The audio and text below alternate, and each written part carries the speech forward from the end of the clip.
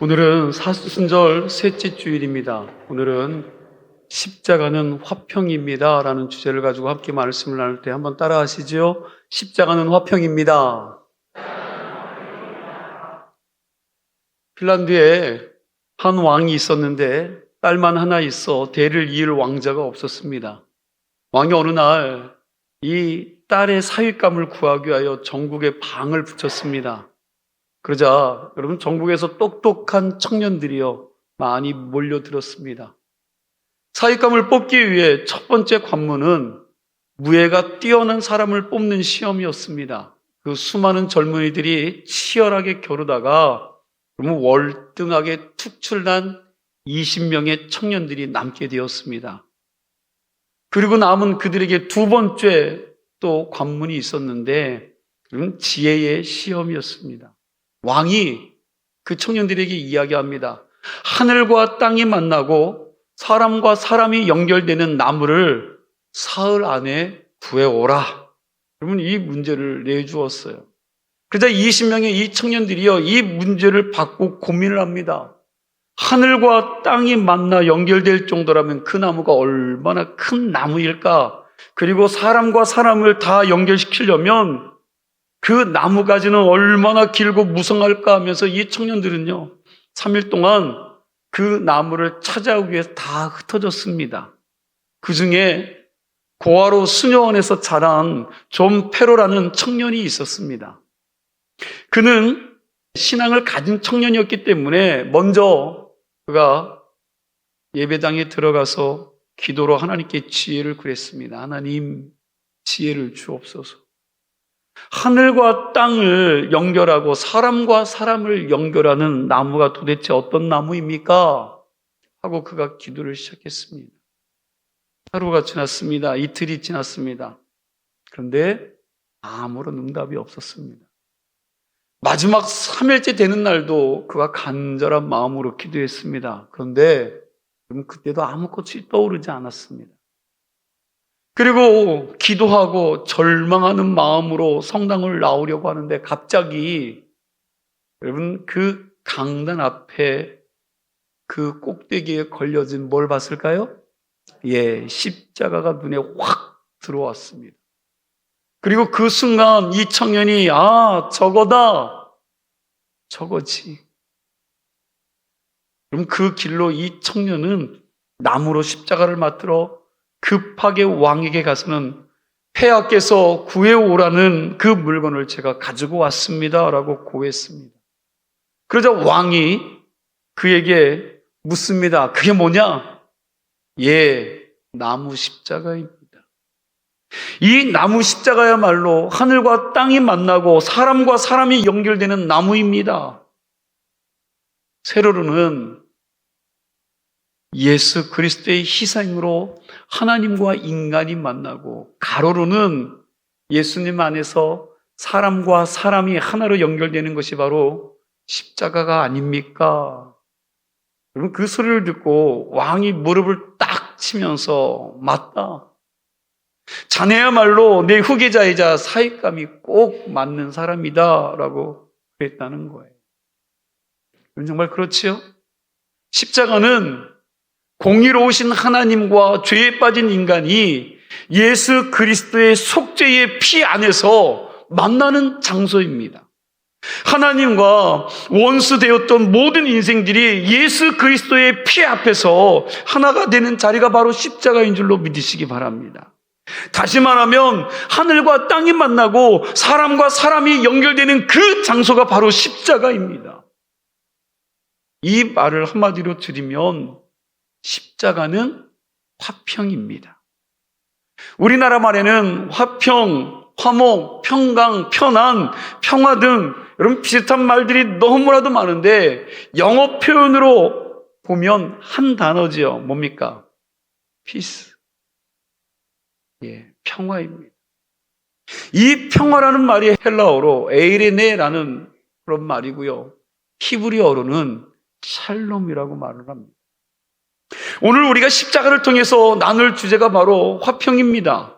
십자가에는 여러분 두 가지 화평이 있어요. 지금 설명했던 것처럼 먼저 하늘과 땅이 만나는 수직적인 화평이 있습니다. 여러분 하나님과의 화평이에요. 우리 모든 인생들은 단 한 사람도 예외 없이 죄에 빠져 저주 가운데 소망을 잃어버리고 살아갑니다. 그렇게 죄에 빠진 인생들을 공의로우신 하나님은 그냥 내버려 두시거나 용납할 수가 없었습니다. 그런데 예수님께서 공의로우신 하나님과 죄에 빠진 인간 사이에 들어오셔서 인간들의 이 죄값을 치르기에 당신의 목숨을 십자가에 내던지며 하나님께 이렇게 호소하셨습니다. 우리 누가복음 23장 34절 말씀인데 함께 읽어볼까요? 아버지 저들을 사하여 주옵소서. 자기들이 하는 것을 알지 못하나이다 그랬습니다. 오늘 본문 16절이 비슷한 말씀이죠. 우리 16절 말씀 뜻을 생각하면서 같이 읽겠습니다. 또 십자가로 이 둘을 한 몸으로 하나님과 화목하게 하려 하심이라. 원수된 것을 십자가로 소멸하시고. 자, 하나님과 인간을 화목하게 하려고 예수님께서 십자가에서 죽으셨습니다. 그래서 둘 사이의 갈등이죠. 막혔던 담들이 이 십자가의 능력으로 소멸되었는 줄로 믿으시기 바랍니다. 어린아이 하나를 둔 부부가 사는데 서로가요 그냥 맞아도 그렇게 안 맞는 로또예요. 안 맞아. 너무너무. 여러분 살아가는 게 너무 어려워요. 그래서 의견이 맞지 않아서 결국은 이들이 이혼을 하기로 결심을 했습니다. 그리고 모든 재산을요 똑같이 반으로 나누었어요. 집, 차, 땅, 가구, 그럼 다 정리해서 공평하게 나누었습니다. 그런데 그럼 결코 나눌 수 없는 게 하나가 있죠. 뭐예요? 네, 자녀, 아들이에요. 아들은 나눌 수가 없습니다. 아들을 반쪽으로 쪼개서 나눌 수가 없죠. 그 아들을 사이에 두고 아버지와 이 어머니가 한참을 고민하다가 합의를 보았습니다. 누구를 따를 것인지 그 선택권을 누구에게 주는 거예요? 아들에게 주는 것입니다. 아들이 따라가겠다고 하는 그 사람이 그 아들을 기르기로 이야기했습니다. 그리고 그 아들 사이에 두고 아버지와 어머니가 말을 합니다. 먼저 아버지가 말을 해요. 너 아빠하고 살고 싶으면 야 아빠한테 와. 내가 너의 인생 정말 멋지게 내가 만들어줄게. 하지만 엄마를 따라가는 순간 그때부터 너하고 나하고는 남남이다. 엄마가 또 말을 합니다. 너 엄마하고 살려면 엄마 따라와. 하지만 아빠에게 가면 그때부터 너하고 나는 아무 상관없는 사람이다. 여러분 이 사이에 아들이 아버지와 엄마 얼굴을 쳐다보면서 고민을 합니다. 그때 아버지와 엄마는 여러분 그 아이를 재촉하는 거죠. 야 빨리 결정해 빨리. 여러분 그래도 결정을 하지 못하니까 아버지가 한 발짝씩 그 아이를 떠나가며 이렇게 이야기합니다. 나는 간다. 나 따라오려면 빨리 와라. 엄마도 반대편으로 걸어가면서 또 말합니다. 야 나도 간다. 나를 따라오려면 어서 와. 그러자 아들은요 먼저 가고 있던 아빠를 쫓아가서 아빠의 손을 꽉 잡고 아빠가 서 있던 자리로 끌고 옵니다. 그리고 아빠 여기 잠깐만 서 계세요. 그리고 또 멀리 떠나가는 엄마를 쫓아가는 거죠. 반대편으로 가는 엄마를 쫓아가서 또 엄마의 손을 잡고 옵니다. 그렇게 해서 이 아이가 엄마와 아빠의 손을 하나씩 잡고는 그 자리에 털쑥 주저앉고 으앙하고 울기 시작하는 겁니다. 나는 아빠랑 엄마랑 같이 살고 싶어요. 난 아빠랑 엄마랑 같이 살래. 그냥 그러고 우는 거지. 그 모습을 바라보고 있던 이 부부들이요, 그 아들과 함께 부둥켜 안고 우는 겁니다. 그러면서 말해요. 내가 당신을 봐서는 하루도 같이 살고 싶지 않지만 이놈 불쌍해서 내가 참고 한번 살아보겠습니다 하고 다시 하나가 되었다는 거예요. 2000년 전 갈보리 언덕에서도 똑같은 일이 벌어졌습니다. 십자가에 달리신 예수님께서 한쪽 손으로는 공의로우신 하나님 아버지의 손을 잡고 이렇게 외쳤습니다. 아버지여, 내가 대신 저들의 죄값을 치르오니 저들의 죄를 용서하여 주옵소서. 그리고 또 한 손으로는 우리의 손을 잡으시고 이렇게 말씀하십니다. 얘들아, 이제는 아버지께로 돌아가야 되지 않느냐. 그렇게 살면 안 된다. 하나님께로 돌아가자 하셨습니다.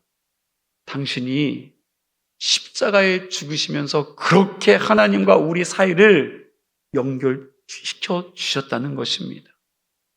사도 바울은 로마서 5장 1절에 이렇게 이야기합니다. 우리 함께 읽어볼까요? 그러므로 우리가 믿음으로 의롭다 하심을 받았으니 우리 주 예수 그리스도로 말미암아 하나님과 화평을 누리자. 자, 하나님과 뭐 하자고요? 화평을 누리자. 여러분, 또 다른 번역을 보니까 하나님과 화해하자라고 표현했습니다. 여러분, 이 사순절 기간 동안에 십자가를 바라보며 나를 위해 기꺼이 죽으신 예수 그리스도의 그 핏값을 깊이 묵상하며 그동안 하나님과 소원해졌던 내가 다시 주님께 돌아가 화평한 관계를 회복할 수 있기를 주의 이름으로 간절히 축복합니다. 같은 식탁에서 하루 밥 3끼 같이 먹는다고 해서 여러분, 그 부부가 다 화목한 건 아닌 것 같아요. 그렇지 않습니까? 저만 그렇습니까? 여러분, 밥 3끼 먹어도 화목하지 않을 때가 있어요. 여러분, 부부싸움 다 해보셨죠? 예, 한 분만 하셨네. 여러분들은 한 번도 부부싸움 안고 사시죠? 예, 거짓말을 못하는 것도 대답을 못 하시는데, 여러분, 저희 부부가 결혼해서 산 횟수가 지금 27년이에요. 27년. 여러분, 그래도 오래 살았지요? 예. 60년 이상 해로하신 성도님들에게 명함도 못 내미겠지만, 예, 그래도 저희들도 거의 28년을 향해 달려가고 있습니다. 생각해보니까, 여러분, 저희 부부는 이 부부싸움을 잘 싸우지 않은 것 같아요. 근데 이유가 있어요. 아내가, 예, 어린 남편 데리고 사느라, 여러분, 남편을 머리라고 생각해보니까 대부분 다 맞춰준 거예요. 그리고 져주는 겁니다. 제가 이렇게 순하게 생길 것 같아도 욱하는 게 있어요. 예, 욱하는 게 있어요. 그래서 뭐 잘못하면 소리 팍 지르는데 한 번도, 예, 저에게 대든 적이 없어요. 보니까 다 져준 거지요. 여러분, 그래도 어떻게 안 싸우겠습니까? 그럼에도 불구하고 늘 싸움의 초점이 되는 건 자녀들입니다. 자녀를 기르는 데 있어 이게 의견이 너무 달라서 싸울 때가 있는 거예요. 서로 간에 말 한마디 안 하고요, 하루 이틀을 보내는 날도 있었습니다. 여러분, 그때 어땠을까요? 이 심정이 답답하죠. 말은 않지만, 여러분, 하루 이틀 한 3일 대화 않고 산다고 해보세요. 아주 답답하죠.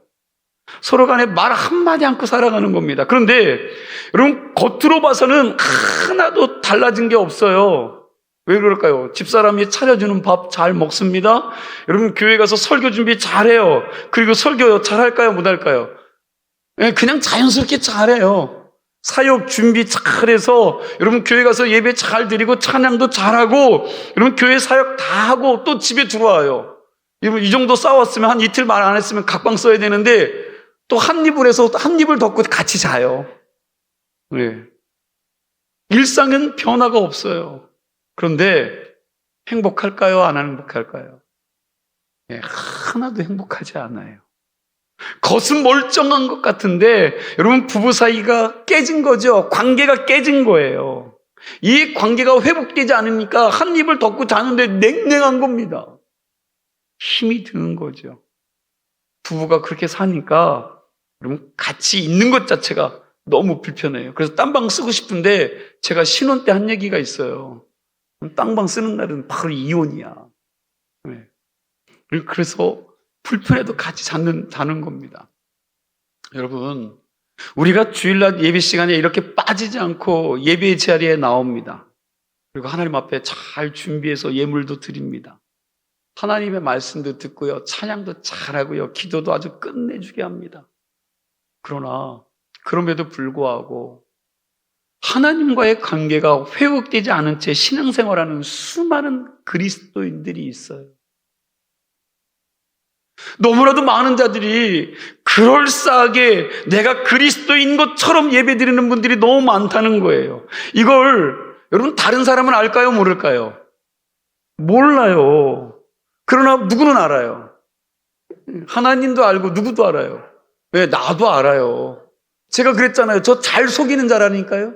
부부 싸움에도 성도들 앞에서는 방긋방긋 웃어요. 네, 설교 잘합니다.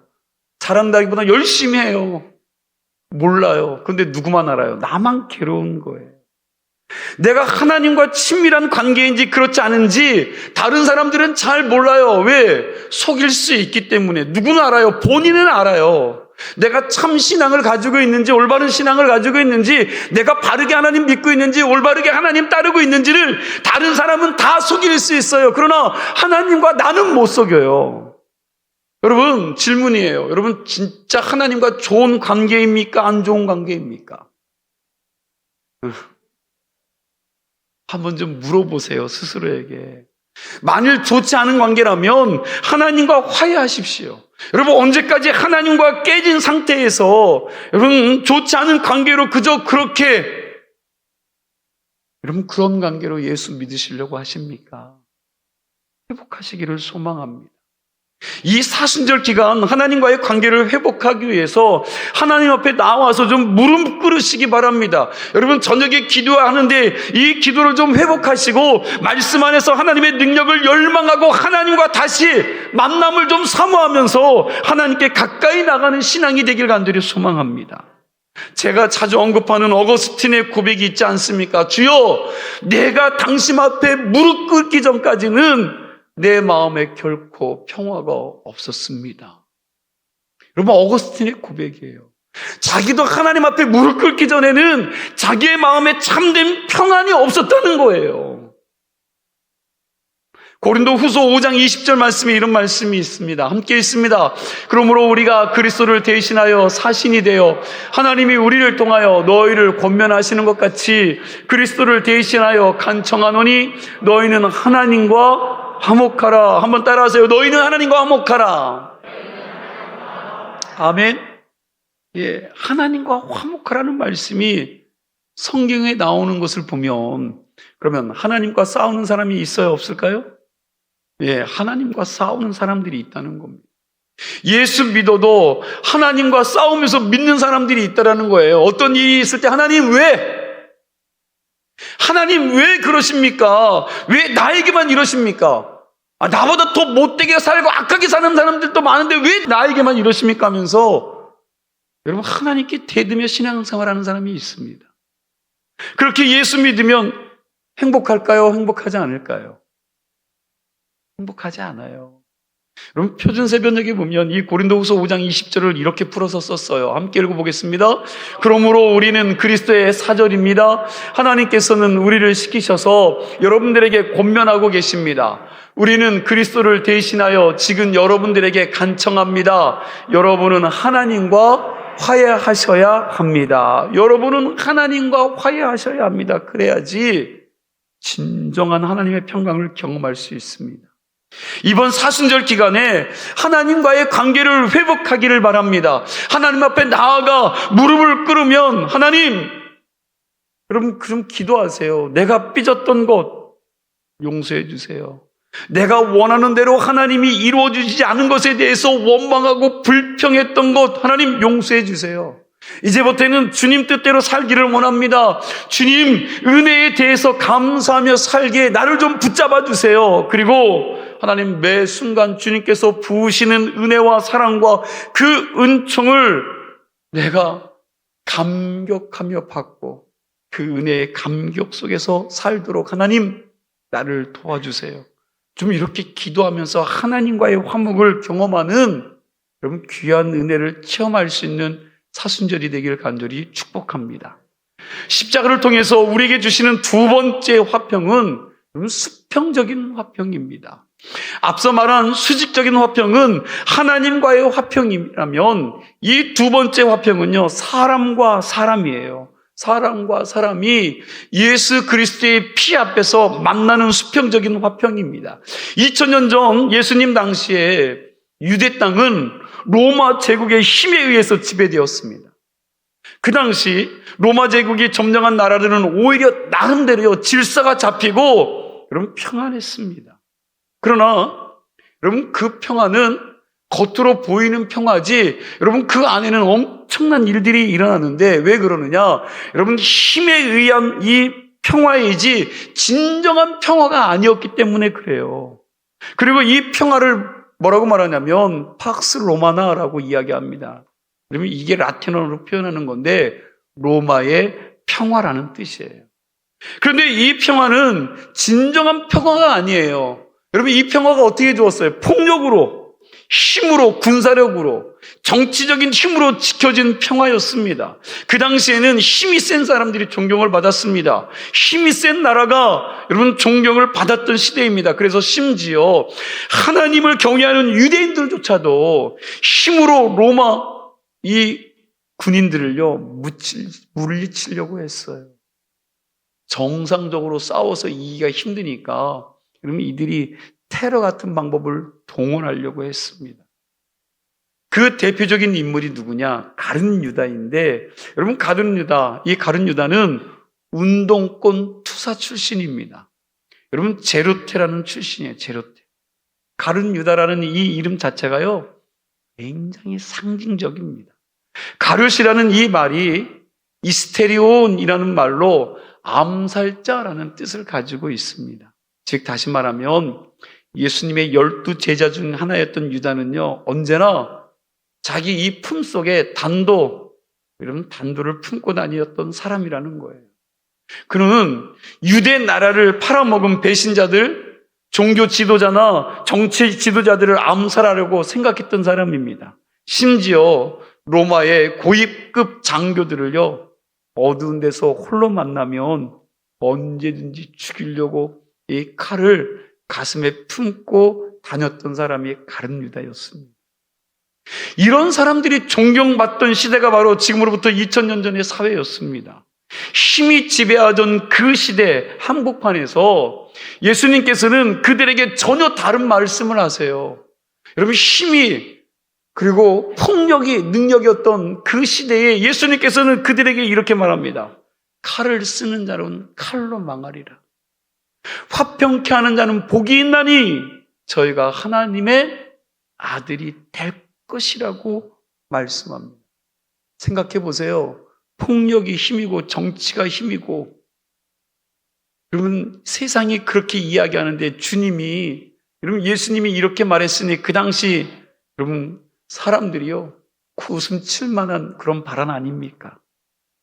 그리고 주님은 불법을 행한 사내들이 법정과 빌라도 법정 앞에서도 지난주에 말씀드렸지만 아무런 한마디 변명하지 않고 당신의 그 엄청난 능력을 그들에게 보이지 않고 끝내 십자가를 지고 골고다 언덕에 오르셨습니다. 그리고 가장 흉악한 죄인의 모습으로 십자가에 높이 달려 죽으셨습니다. 얼마든지 당신이 가지신 그 능력으로 로마 제국을 쑥대밭을 만들 수 있고 하나님의 이름을 팔아먹던 여러분 자기들의 기득권을 유지하고 있는 이 유대 지도자들을 처참하게 부술 수 있음에도 불구하고 왜 그렇게 나약한 모습으로 죽어만 했습니까? 그 이유는 한 가지예요. 여러분 예수님이 그렇게 십자가에 죽으셔야지 하나님과 인간 사이에 평화가 임하고 그리고 원수같이 지냈던 인간과 인간 사이에 화평이 임하기 때문인 줄로 믿으시기 바랍니다. 그래서 오늘 본문 17절에서 19절 이하의 말씀을 보면요 나와 너 그리고 이방인과 유대인들 사이에 임하는 이 수평적인 화평을 이야기하고 있어요. 우리 뜻을 생각하면서 17절에서부터 19절까지 말씀을 우리 함께 읽어보도록 하겠습니다. 또 오셔서 먼 데 있는 너희에게 평안을 전하시고 가까운 데 있는 자들에게 평안을 전하셨으니 이는 그로 말미암아 우리 둘이 한 성령 안에서 아버지께 나아감을 얻게 하려 하심이라. 그러므로 이제부터 너희는 외인도 아니요 나그네도 아니요 오직 성도들과 동일한 시민이요 하나님의 권속이라. 자, 19절 말씀해 보니까 그러므로 이제부터 너희는 이라고 말하는데 여러분 너희가 누굽니까? 너희. 그렇죠. 에베소 교회 성도들을 말하는 거예요. 에베소 교회는요, 바울이 3차 전도 여행을 할 때 이방 땅에 세운 그런 교회입니다. 그러니 에베소 교회 성도들은 누구예요? 유대인입니까? 이방인입니까? 예, 이방인들이었습니다. 지금 사도 바울이 이야기하고자 하는 것은 이겁니다. 너희 같은 이방인들이 예전에는 구원과는 상관없는 먼 손님들이었다. 그러나 이제는 십자가에서 죽으신 예수 그리스도 앞에서 너희는 손님도 아니고 객도 아니고 우리와 같은 한 가족이 되었다라는 거예요. 이제는 유대인이나 이방인이나 따로 없는 겁니다. 모두가 다 하나님의 가족일 뿐입니다. 이제는 남자와 여자가 차별이 없습니다. 모두 다 하나님의 사랑받는 자녀들입니다. 이제는 고용주와 노동자가 따로 없습니다. 십자가 안에서 모두가 하나라는 것입니다. 여러분, 예수님이 이 모든 장벽들을 깨고 화평을 이루어내기 위하여 십자가에서 죽으신 줄로 믿으시기 바랍니다. 그러므로 이 십자가와 반대되는 삶을 살아가는 사람들이 있다면 그 사람들은 예수의 사람이 아니라 사단의 사람이요, 사단의 자식입니다. 사단과 마귀는 예수님이 하셨던 일과는요, 정반대로 어떻게 하든지 공동체를 깨트리고 분열시키려고 합니다. 사람이 사람 사이의 관계를 깨트리려고 합니다. 하나님의 교회가 평안하고 든든하게 서가는 것을 원치 않습니다. 마귀는 어떻게 하든지 사람과 사람 사이를 이간질하고 어떻게든지 억울하게 생각하게 해서 비난하고 싸우고 미워하고 시기하고 질투하는 마음을 우리들 속에 불어넣어서 지나친 경쟁심으로 서로 이해하지 못하도록 하고 사랑하지 못하도록 하는 게 사단의 일입니다. 이것이 여러분 마귀가 하는 일이라는 거예요. 오늘날 많은 사람들이 이 마귀의 영에 속아 넘어가서 자신도 모르게 이 화평을 깨는 일에 동참하고 있는지도 모릅니다. 공동체를 깨트리고 가정을 망가뜨리고 직장을 지옥으로 만들고 있습니다. 나라를 양극으로 갈라놓아 혼란하게 만들고 있습니다. 여러분, 우리는 속지 말아야 합니다. 우리가 정신 차리고 살아야 합니다. 마귀의 계획을 똑바르게 꿰뚫어 간파해야지 거기에 속아 넘어가 같이 놀아나면 안 된다는 거예요. 할 수만 있다면 우리는 다툼과 분쟁과 싸움을 피해야 합니다. 한 걸음 더 나아가서 우리는 다툼 속에서 평화를 만들어내는 피스메이커들이 되어야 될 줄로 믿습니다. 트러블 메이커가 아니라 그럼 평화를 만들어내는 자들이 돼야 돼요. 저와 여러분이 날마다 여러분 평화의 왕으로 오신 예수님의 성품을 닮아가는 하나님의 자녀들이 다 될 수 있기를 축복합니다. 마지막으로 하나 더 나눌 말씀은 이렇게 하나님의 뜻을 깨달은 사람들은 하나님 편에 서서 사람과 사람 사이에 들어가서 손해보고 희생하면서 예수님처럼 내가 죽으면서 하나님의 평화를 이끌어내며 살아가야 한다는 거예요. 하나님과 우리 사이의 수직적인 화평과 사람과 사람 사이의 이 수평적인 화평은요, 하나님의 은혜로 예수 그리스도의 희생으로 거저받은 선물이죠. 여러분과 제가 거저받은 선물입니다. 이 화평을 얻기 위해서 우리가 할 일이 없고요, 할 수 있는 일도 없습니다. 그러나 은혜로 주신 이 놀라운 화평을 누리는 우리가 꼭 한 가지 해야 될 일이 있어요. 이제는 우리의 작은 희생으로 세상 사람들이 하나님과 화평할 수 있도록, 그리고 사람과 사람들이 화평할 수 있도록 예수님처럼 그들 사이에 들어가서 증거해야 된다는 사실입니다. 이제 우리에게 그리스도의 화평을 나누어 줘야 될 목이 남아있다는 거. 예수님의 희생으로 우리에게 화평이 임한 것처럼 오늘 여러분과 저의 희생과 헌신을 통하여 세상 사람들에게 화평을 선물해야 될 줄로 믿습니다. 우리 교회가 그런 교회가 되었으면 좋겠고 우리 성도들이 그런 성도들이 되었으면 좋겠어요. 이 평화는 저절로 이루어지지 않아요.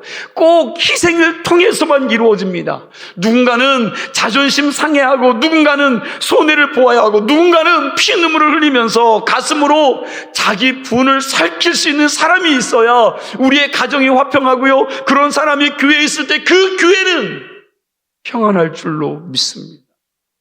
예수님이 이 화평을 우리에게 선물로 주시기 위해서 십자가에 못 박혀 피 흘려 죽으셨습니다. 정말 주님은 하나님 자신이었음에도 불구하고 말씀이 육신이 되어 하나님이 인간의 몸을 가지고 이 땅에 오시기까지 자신의 자존심을 다 꺾으신 거예요. 그리고 죄를 알지도 못하는 그분이 가장 추하고 죄인된 모습으로 십자가에 높이 달려 죽을 수밖에 없었습니다. 그렇게 하고서 하나님의 평화가 오늘 여러분과 저에게 선물로 임한 줄로 믿습니다. 그렇다면 여러분, 그 피로 말미암아 하나님의 심판을 면한 우리들이 어떻게 살아야 되느냐는 거예요. 영원히 죽을 수밖에 없는 여러분과 제가 그 핏값으로 살아나는 자들 된 거 아닙니까? 우리 역시 예수님의 제자로서 예수님처럼 세상에서, 가정에서, 교회에서 여러분 희생하고 화평을 심는 하나님의 사람들이 되어야 될 줄로 믿습니다. 이사야서 53장 4절과 5절 말씀에 이렇게 말씀합니다. 우리 함께 읽어볼까요? 그는 실로 우리의 질고를 지고 우리의 슬픔을 당하였거늘 우리는 생각하기를 그는 징벌을 받아 하나님께 맞으며 고난을 당한다 하였노라. 그가 찔림은 우리의 허물 때문이요 그가 상함은 우리의 죄악 때문이라. 그가 징계를 받았으 우리는 평화를 누리고 그가 채찍에 맞음으로 우리는 나음을 받았도다. 아멘. 그가 징계를 받음으로 우리는 평화를 누리고 그가 채찍에 맞음으로 우리가 나음을 받았다는 겁니다. 여러분, 이제는 그분의 제자된 우리는 여러분 다른 이들의 허물로 인하여 이제는 찔림을 받을 차례가 된 거예요. 이제는 우리가 다른 이들의 이 죄악으로 인하여 여러분 상함을 당할 차례가 되었다는 겁니다. 우리가 예수님처럼 세상에 화평을 심어가는 십자가의 군사들이 다 되기를 간절히 축복합니다. 예수님께서 분명히 우리에게 이렇게 말씀하셨습니다. 누구든지 나를 따라오려거든 자기를 부인하고 자기 십자가를 지고 나를 따를 것이니라. 자기 십자가를 지고 따르라고 그랬는데 그 십자가가 뭡니까? 그 십자가가 뭡니까? 화평을 이루어내기 위해 우리가 희생해야 될 것들이에요. 화평을 이뤄내기 위해 우리가 억울해하고 손해보고 욕먹어야 될 것들입니다. 그렇게 사는 것이 힘들지만 마태복음 5장 9절 말씀해 보니까 그렇게 화평을 만들어내는 자들이 하나님의 아들이라 일컬음을 받는다라고 성경은 분명히 말씀하고 있습니다. 하나님 아들이 되고 싶습니까? 하나님 자녀가 되고 싶습니까? 화평을 만들어내는 자들이 되기를 간절히 소망합니다. 이야기 하나 하고 말씀을 마치겠습니다. 여수 반란 사건 때의 일입니다. 목사님이 신방을 갔다가 오시다가요 공비들에게 잡혀 꽁꽁 묶여서 어느 창고에 갇히게 됐어요. 그런데 여러분 그 창고에 이미 많은 사람들이 잡혀와 있었습니다. 그런데 한참 있다가 한밤중에 인민군 하나가 창고 문을 확 열고 들어오더니 여기 예수 믿는 동무 없어? 소리를 지르는 거예요. 그때 이 목사님이 겁을 먹고요 한쪽 구석에 앉아서 아무 말도 못하고 벌벌 떨고 있었습니다. 그리고 나가요. 그리고 또 조금 있다가 시간 지나서 이 사람이 다시 문을 열고 벅차고 들어옵니다. 여기 진짜 예수 믿는 놈 없어? 그리고 소리를 지르는 거죠. 그 소리를 듣고 목사님은요 사람들 속에서 숨 죽이며 가만히 있습니다. 그러자 이 인민군이 여러분 그 문 앞에 있는 한 사람 한 사람 멱살을 잡고 묻습니다. 너 예수 믿어 안 믿어? 너 예수 믿어 안 믿어? 여러분 그렇게 한 사람씩 다 물어보면서 자기에게 다가오고 있는 거예요. 그래서 이 목사님이 고민을 하는 겁니다. 조용히 있던 그 목사님이요 그 마음에 내가 베드로처럼 예수님을 부인할 건가? 그냥 이 자리에서 나는 예수 믿는다고 예수 믿는 사람이라고 이야기하고 순교할 것인가? 이렇게요 생각하고 있는데 갑자기 인민군이 멱살을 빡 잡더니 당신 예수 믿어 안 믿어? 딱 물어보는데 그럼 그분이 뭐라고 했을까요? 네, 그 목사님이 나 목사요 이런 그랬다는 거예요. 그런데 여러분 그 순간에 그렇게 갈등하고 해야 되나 말아야 되나 그런 마음에 졸이고 평안이 없었는데 내가 목사요라고 말하면서 그 마음에 평안해지더라는 거예요. 죽는 자리이지만 뭐 죽으면 천당 가면 되는 거지 하고 죽으면 죽자고 오히려 그 마음을 내려놓으니까 평안하더라는 겁니다. 조금 전까지 이럴까 저럴까 하면서 살려고 갈등을 했을 때는 불안했는데 죽기로 작정하고 나 목사요 하니까 그 불안한 마음들이, 여러분, 그 발버둥 쳤던 마음들이 싹 사라지고 편안해진 거지요. 그러면서 이 임명군이 내 놈이 목사구나, 내 놈이 괴수구나 하고요, 그 목사를 밖으로, 창고 밖으로 끌고 나갑니다. 어두운 골목으로 데리고 가서, 여러분, 이 임명군이 이렇게 이야기해요. 내가 목사님 불러내려고 얼마나 고생했는지 아십니까? 목사님 빨리 피하십시오. 그럼 그러더라는 거예요. 특별한 하나님의 역사로 살아남은 이 목사님의 간증인데요.